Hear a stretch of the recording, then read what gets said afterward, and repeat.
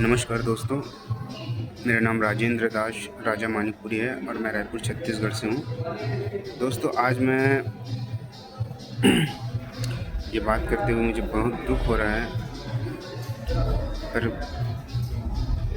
मुझे कहीं न कहीं पर स्टैंड लेना ही था। तो मैं अपनी बात रख रहा हूँ और मैं किसी को दुखी नहीं करना चाहता था, पर क्या करूँ, मैं बहुत परेशान हो गया हूँ। दोस्तों, मैं ये कहना चाहता हूँ कि मैं अपने परिवार से अकेला ही 5 बहन 3 भाई हैं, इनमें सबसे छोटा मैं हूँ और सब लोगों की ज़िम्मेवारी बढ़ गई, सभी लोगों की, मतलब मेरी 5 बहनों की शादी हो गई, मेरे 2 भैया की शादी हो गई और सब लोग कमा खा रहे हैं अपने-अपने लाइफ में। और मुझे एक बात याद आ रही है, बीती को बिसार दो आगे की सुध लो। लाइफ में कुछ ऐसा बुरा टाइम हुआ हो चुका है, उसे मैं भूलना चाहता हूँ, उसे याद करने से कोई मतलब नहीं है। लेकिन फिर ऐसा लगता है गलत तो फिर गलत है।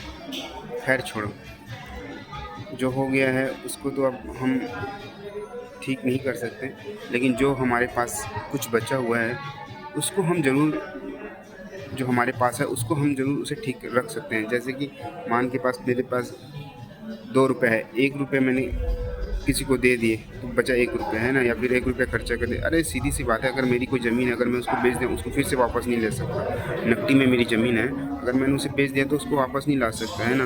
क्योंकि नकदी का रेट आएँ-बाएँ चल रहा है। तो अब मैं ये कहना चाहता हूँ कि अब जो बचा है उसको तो कम से हम वो हमारे हाथ में है बचाना। तो मात्र मैं ही एक ऐसा लड़का हूँ जो ज़मीन ना बेचने के उसमें हूँ। हालाँकि मैं भी चाहता था कि सब अच्छा हो, लेकिन लोग जल्दीबाज़ी में थोड़ा-सा गड़बड़ कर दिए हैं, है ना?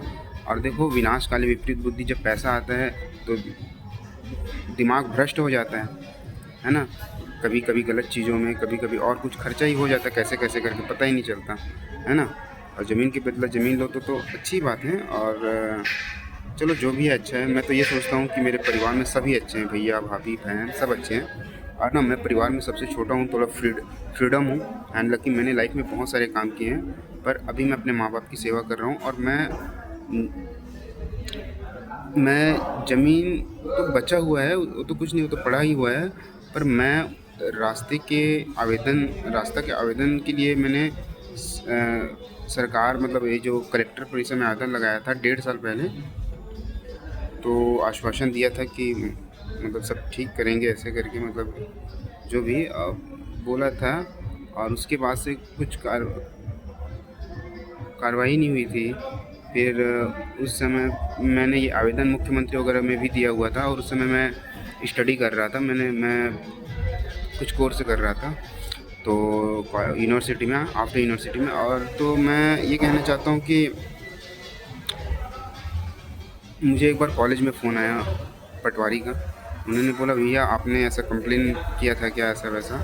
मैंने बोला हाँ, तो हम आपके गांव आए हैं, आपको आना पड़ेगा। मैंने कहा मैं तो नहीं आ सकता, आप मेरे बड़े भाई को बुला लीजिए, वो वहीं पास में कहीं जॉब करते हैं, तो वो आ जाएंगे। तो फिर मेरे बड़े भैया आए थे, उन्होंने सिग्नेचर कर दिया और वो चले गए। उसके बाद पंचायत वगैरह था, तो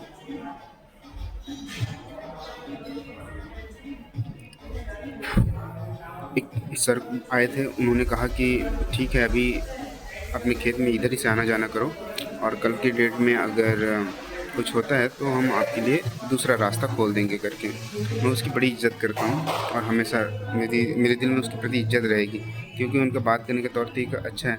पर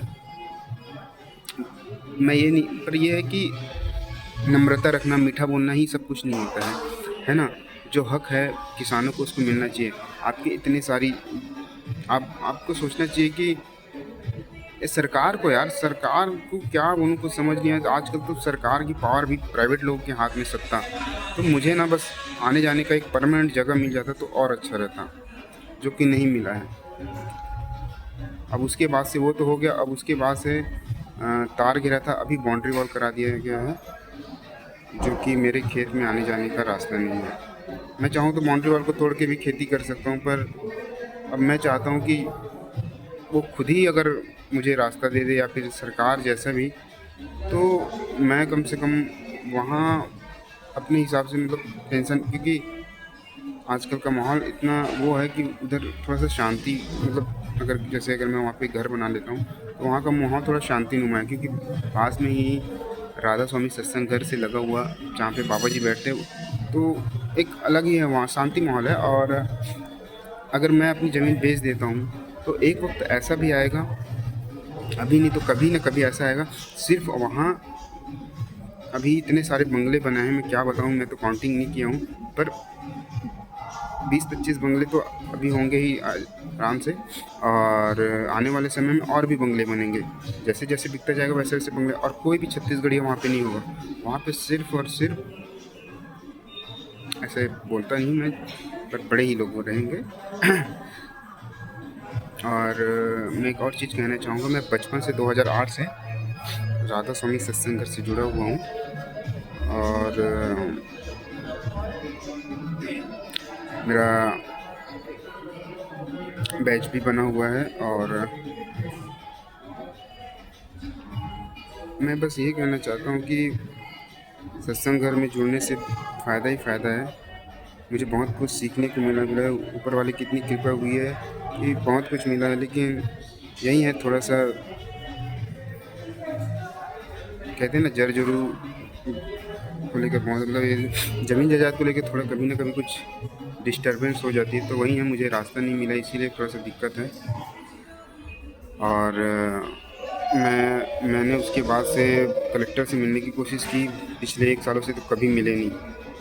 मतलब साल भर बोल ही सकते हैं आप, एक प्रकार से, है ना? मतलब कभी भी जाता था तो ताला लगा रहता था, तो कभी और कुछ, कभी और कुछ।